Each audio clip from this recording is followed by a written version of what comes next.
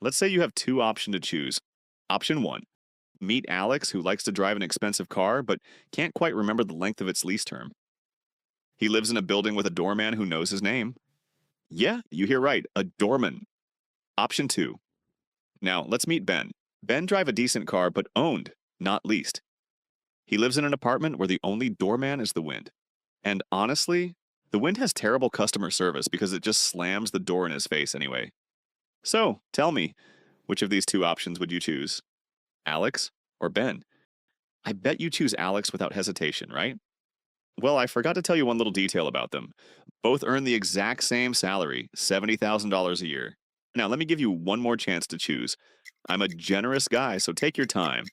Zero pressure. And done. Your free trial of thinking time has expired. I'm just kidding, don't shut down your brain yet. But be honest.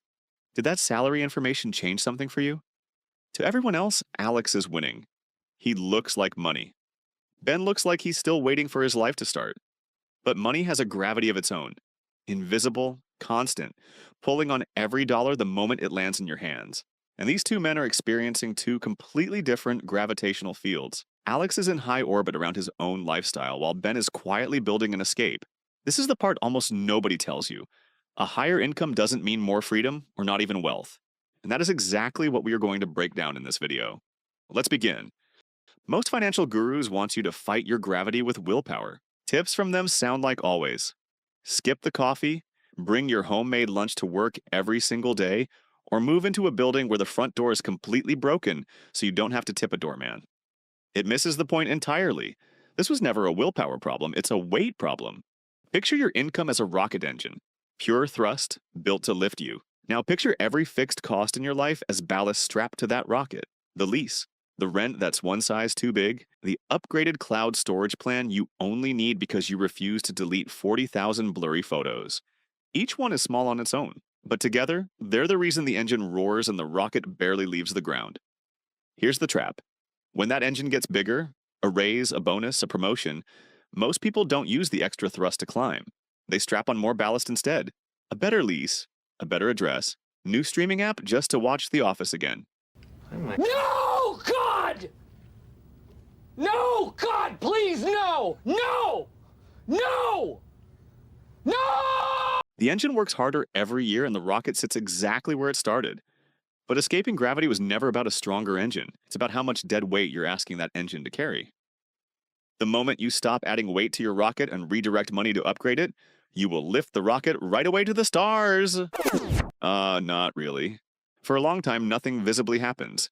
Save a meaningful chunk of your income every month for an entire year, and the return your money generates on its own might amount to a few dollars a month.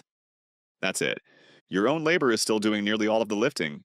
Your money is barely helping. Right now, your capital has the work ethic of a lazy summer intern who makes one photocopy and takes a 3-hour lunch. This is where most people quit. Not because the plan failed, but because the human brain wasn't built to find comfort in something invisible. We're built to notice the car in the driveway, not the number in an account we don't check.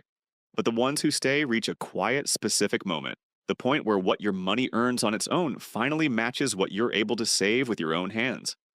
From that day, you are no longer working alone. Something else is working every hour you sleep.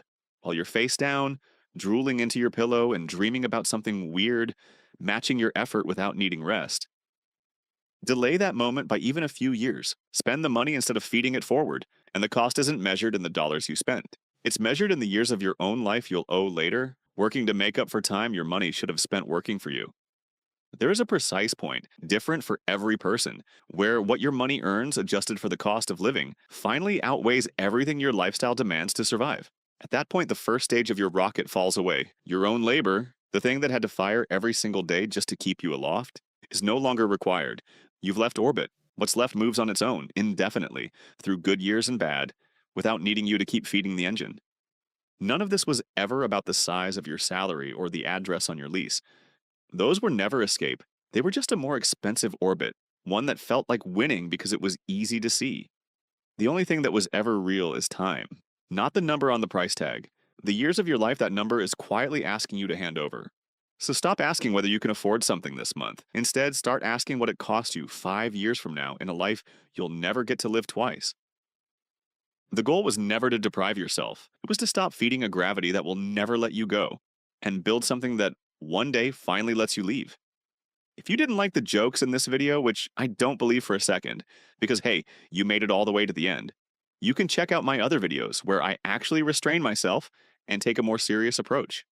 If you like this style, drop a like, hit subscribe, and let me know in the comments what topic I should make videos about. See you next time.